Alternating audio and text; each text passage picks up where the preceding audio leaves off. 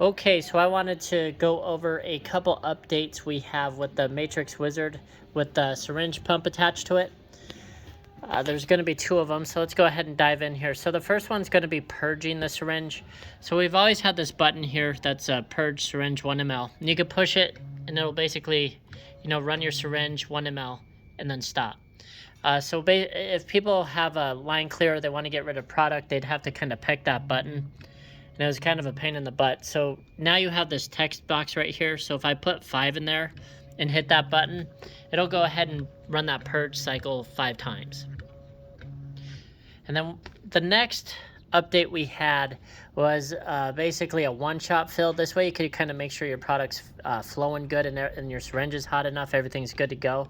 So what you would do is hit your go to start location just to get everything in location. Then what you want to do is go down here and put a feed rate and distance. So I'm going to put a feed rate, I have 3,000 in there now. I'm going to put a distance of 10 and use this X and Y buttons to basically manually jog my syringe out to my first packaging. All right, now that I'm kind of close, I'm going to put that distance to 1. And again, I'm just using those buttons and I'm just manually moving the syringe right above this packaging because this is the one I want to fill. And make sure everything's flowing good. And you can get as close as you want to the packaging, so I'm going to be right there, and I think that's really good. So now what you could do is hit this one-shot fill button. It's right below the new purge button. And what that'll do is use the values you have saved in your program you normally run. It'll grab all those and use it for this one-shot fill. And then it'll fill just like as if it was in your program. That way you can make sure that everything's flowing good, everything's hot enough, everything's going to be good enough to run.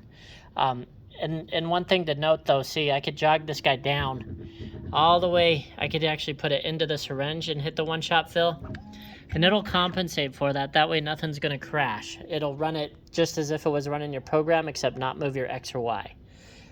Then from here, what you could do is you could use this resume on bottle and basically hit start on bottle 2, and then you could go ahead and hit your start cycle button. And then what that'll do is then it's going to run the cycle, but instead of starting on that first one, if everything was all right, it'll now start on that second one. I'll kind of show you that now. So right now it's just kind of calibrating in this tray, making sure everything's right and getting its measurements it needs.